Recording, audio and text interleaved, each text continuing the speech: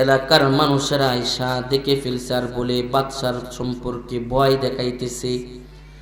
তারা বলে পৃথিবীতে যেহেতু এসেছি একদিন মরব, কিন্তু গুনাহ করে মরব না।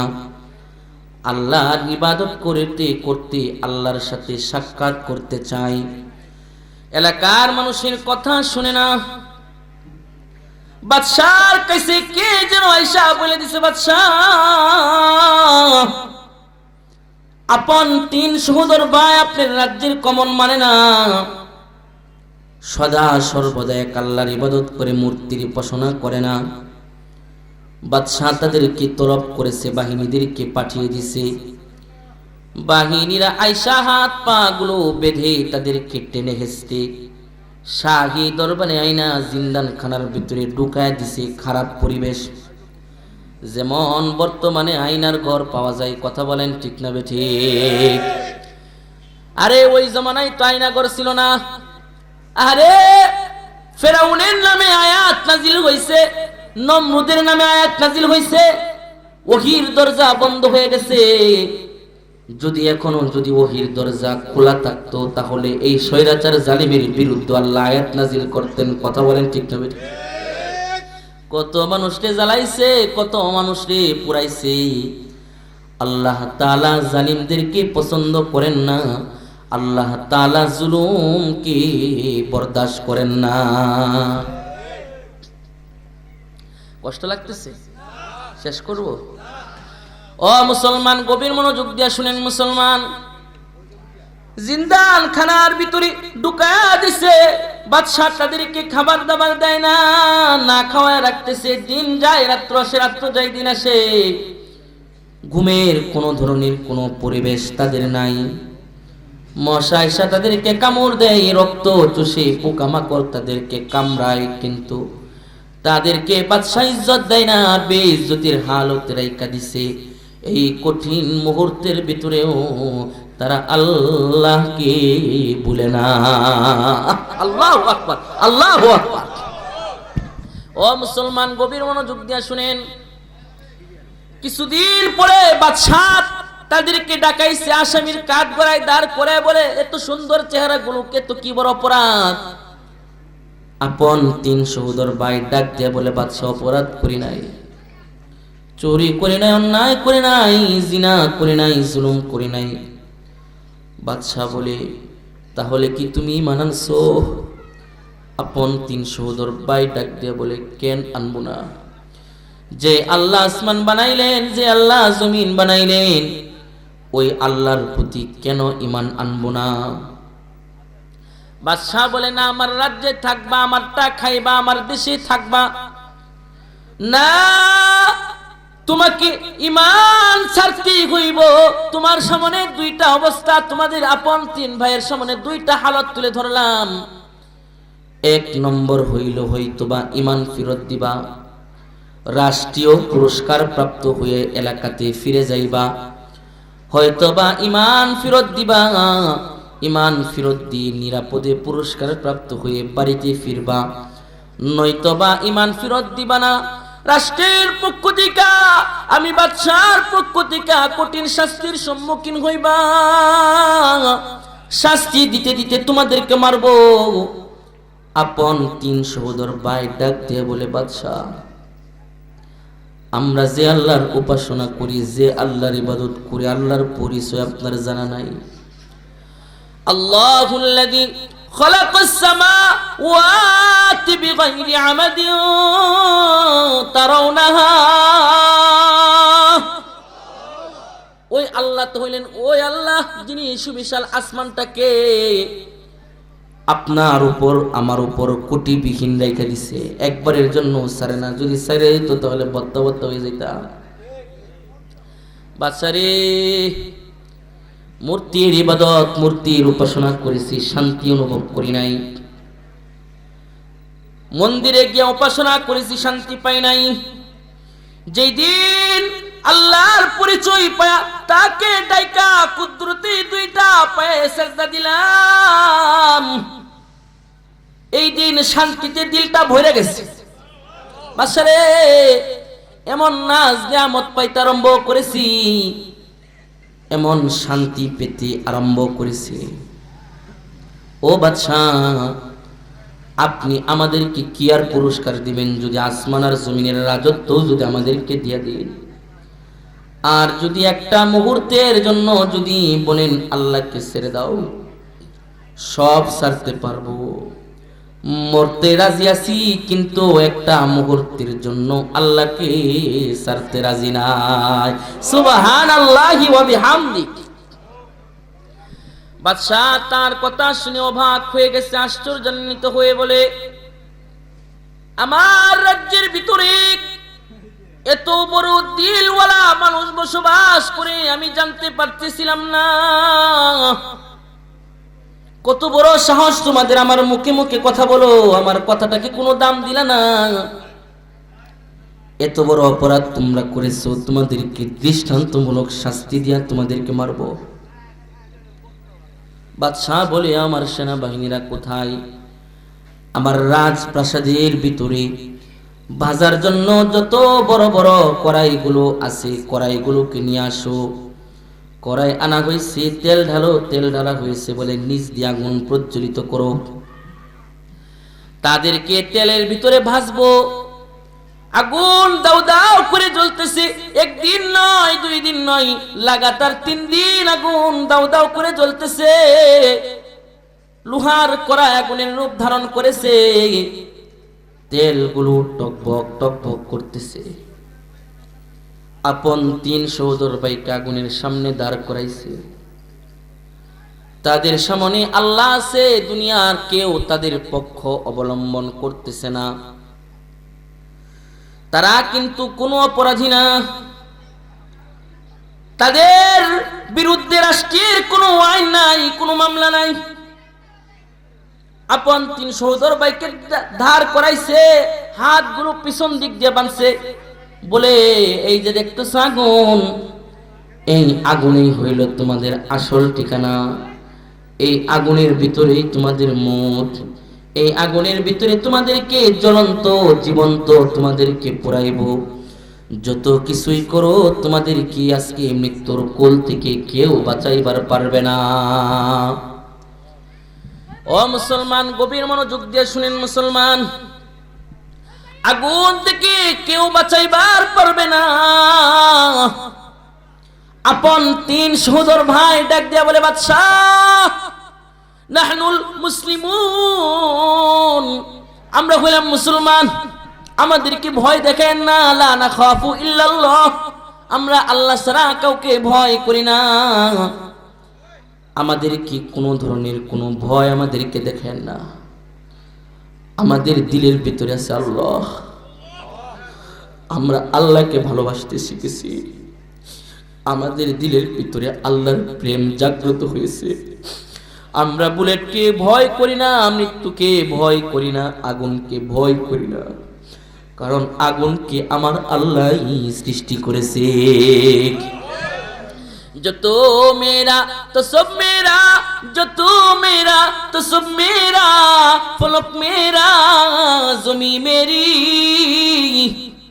जो तो मेरा तो सब मेरा, फलक मेरा ज़मी मेरी, अगर एक तो नहीं मेरा तो कोई शई नहीं मेरी। যখন আমার আল্লাহ হয়ে যাবে তখন আগুন আমার হয়ে যাবে, যখন আল্লাহ আমার হয়ে যাবে আমার জন্য সব হয়ে যাবে, কারণ আমি হইলাম আল্লাহ। আপন 3 সহোদর ভাই কথা বলে না। 3 আপন সহোদর ভাই বাদশাকে ডাক দিয়া বলে, বাদশাহ ভয় দেখেন, আমরা ভয়ের জাতি না। বাদশাকে বলে, বাদশাহ যে আমাদের হাতগুলো আল্লাহর কথা মানে, আল্লাহর আইন মানে, আমাদের চক্ষু আল্লাহর আইন মানে, আমাদের চক্ষু আর আপনার চক্ষু এক না। কারণ আপনার চক্ষু আল্লাহ যেটাকে না দেখবার বলছেন এটা কেউ দেখেন, যেটাকে দেখবার বলছেন এটা কেউ দেখেন, কোনো পার্থক্য করেন না। আর আমাদের চক্ষুগুলো আল্লাহ যেটাকে দেখবার কয় এটাকে দেখি, যেটার থেকে নিষেধ আছে এটার দিকে তাকায়ও দেখি না। যার কারণে আমাদের চক্ষু হলো তাকওয়ার চক্ষু। আমাদের চক্ষু ইমানদারির চক্ষু, আমাদের চক্ষু পাওয়ারফুল চক্ষু। আপনার চক্ষু দিয়া যা না দেখেন, আমাদের চক্ষু দিয়া তা দেখি। সুবহানাল্লাহ, সুবহান। আপনি দেখেন বাহ্যিক, আমরা দেখি অভ্যন্তরীণ। আপনি দেখেন জাহের, আমরা দেখি বাতেন।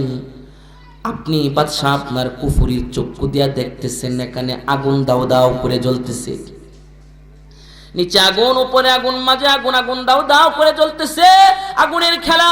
কিন্তু বাদশা খুদার কসম কায়া বলতেছি, ওই মালিকের কসম কায়া বলতেছি, যে মালিকের হাতে আমাদের জান, আমাদের প্রাণ, আমাদের ইমানি চক্ষু, আমাদের চক্ষু পাওয়ারফুল চক্ষু। আমরা আমাদের ইমানি চক্ষু দিয়া দেখতেছি আগুনের ভিতরে আল্লাহ তাআলা জান্নাত রেখে দিছে। আগুনের ভিতরে শুধু আল্লাহ জান্নাত রাখেন নাই, জান্নাতের একটা দরওয়াজা, একটা গেট আমাদের জন্য খুলে দিছে। আর আল্লাহ ডাক দিয়ে বলে, গোলাম আগুনের ভিতর আগুন দিকা ভয় করিস না, আগুনের ভিতরে যদি পইরা যাস আমি তোদেরকে চিরসুখের ঘর জান্নাতি ঢুকায়া দিব। লিল্লাহি তাকবীর, লিল্লাহি তাকবীর। হযরত মাওলানা আজহারুল ইসলাম গুলজারি সাহেব হুজুরের আগমন, হযরত মাওলানা আজহারুল ইসলাম গুলজারি সাহেব হুজুরের আগমন। এলাকাবাসীর পক্ষ থেকে, যুবক ভাইদের পক্ষ থেকে লিল্লাহি তাকবীর। দেখছেন বয়ান আজকে করবে ইনশাআল্লাহ, মধুময় কণ্ঠে, দরদশীল কণ্ঠে আমার ভাই, আমার বড় ভাই সুন্দর ভাষায় বয়ান করবেন। দেশের এক প্রান্ত থেকে অপর প্রান্তে নসিহত করে থাকেন। আল্লাহ তাআলা হযরত মাওলানা আজহারুল ইসলাম গুলজারি সাহেবের জামানের ভিতরে আল্লাহ তাআলা নূর দান করুন, সকলে বলে আমিন। আল্লাহ তাআলা ভাইকে দিনের জন্য কবুল করুন, সকলে বলে আমিন। সম্মানিত ভাইয়ের, আর 5টা মিনিট নিতে পারি? কষ্ট হয়ে যাবে? অনেক আলোচক আছে, উনি আছেন। এরপরে আন্তর্জাতিক খ্যাতি সম্পন্ন মুফাসসির কোরআন হযরত মাওলানা ফরহাদউদ্দিন আইয়ুবী দামাত বরকাতুহুম বিবারিয়া, উনিও আছেন। দেখবেন বয়ান আজকে চলবে। এই যিনি আলী আকবর সাহেবের সুযোগ্য সন্তান, উনি বক্তাগুলো খুব সুন্দর সুন্দর বক্তা নিয়ে আসছেন। এরপরে বিশেষ আকর্ষণ উনিও আছেন, হযরত মাওলানা মুফতি তুফাইল আহমদ জাবিরি দামাত বরকাতুহুম, উনিও আছেন। প্রত্যেকের বয়ান শুনবেন। মুসলমান গভীর মনোযোগ দিয়ে শুনেন। মুসলমান, ও মুসলমান, বাদশা অবাক হয়ে গেছে, বাদশা বিশ্বাস করবার চায় না। বাদশা ডাক দিয়া বলে, ধোঁকা দিয়ে আমাকে বোকা বানাইবার চাস? ধোঁকা দিয়ে আমাকে বোকা বানাইতে পারবি না। আমাকে তো বোকা পাইস নাই, আমাকে ধোঁকা দিয়ে বোকা বানাইবার পারবি না। বলে কেন?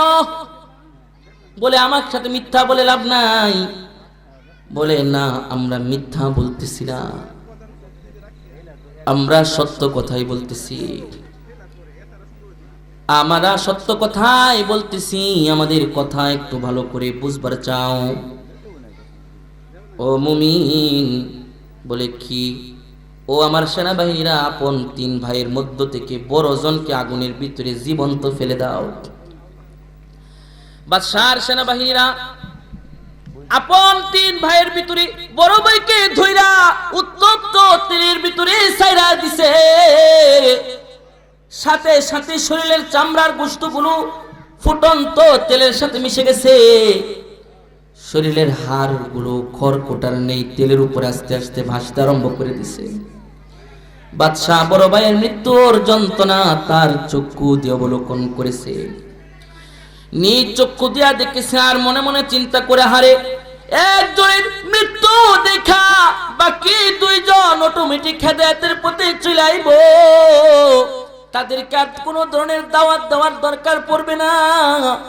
এই চিন্তাটুকু কইরা বাদশা মেজু ভাইকে ডাক দিয়ে বলে, মেজুরে, দেখেছিস বড় ভাইয়ের মৃত্যুর কত যন্ত্রণা, দেখেছিস বড় ভাইয়ের মৃত্যুর কতটুকু দুঃখ কষ্ট, তোর চক্ষু দিয়া দেখেছিস। এখন কি আর আমাকে বুঝাইতে হবে নাকি এখনো সুযোগ আছে তোর ইমানকে তুই ফেরত দিয়া দিবি?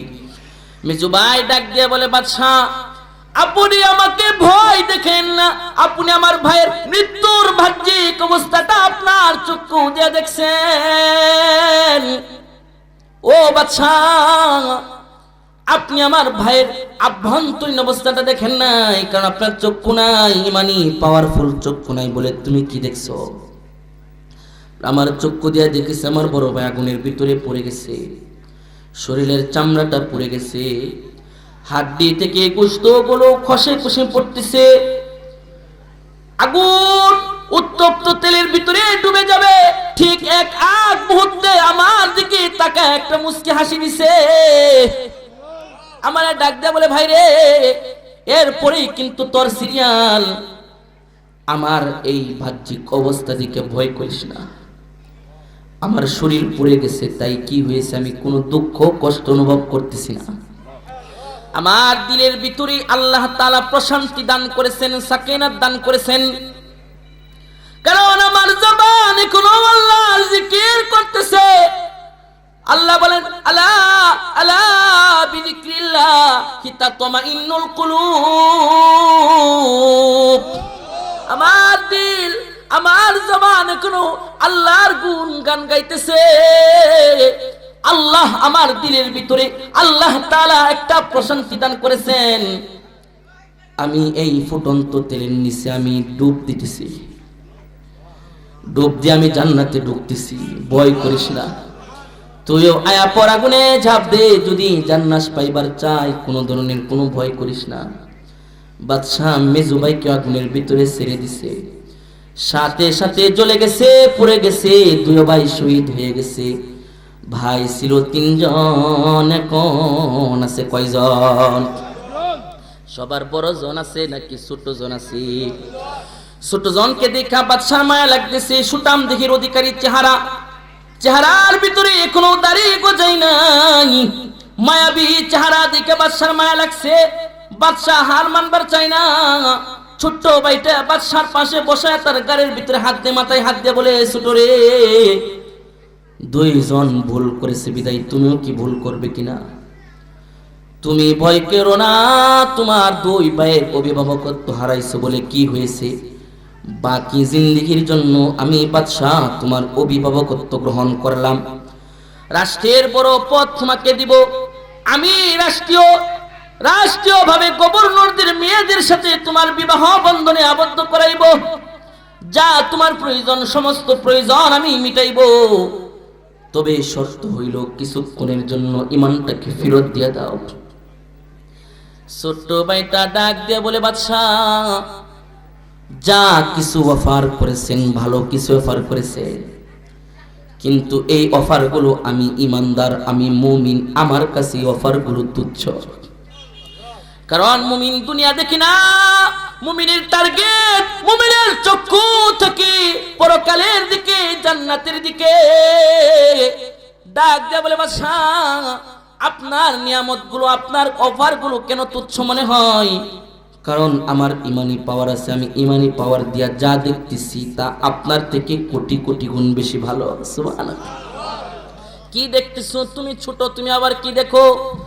বলে, বাদশাহ আপনি দেখতেছেন আমার 2 ভাই আগুনের ভিতরে জ্বলতেছে, আমার 2টা ভাই আগুনের ভিতরে পুড়তেছে, কিন্তু আমার ইমানি চক্ষু দিয়া দেখতেছি আমাকে যেই কড়াইয়ের ভিতরে আমাকে ফেলে দিবেন, ওই কড়াইয়ের ভিতরে জান্নাতের হৌর গিলমানরা ফুলের মালা নিয়ে আমাকে সংবর্ধনার জন্য দাঁড়ায় আছে, অপেক্ষা করতেছে।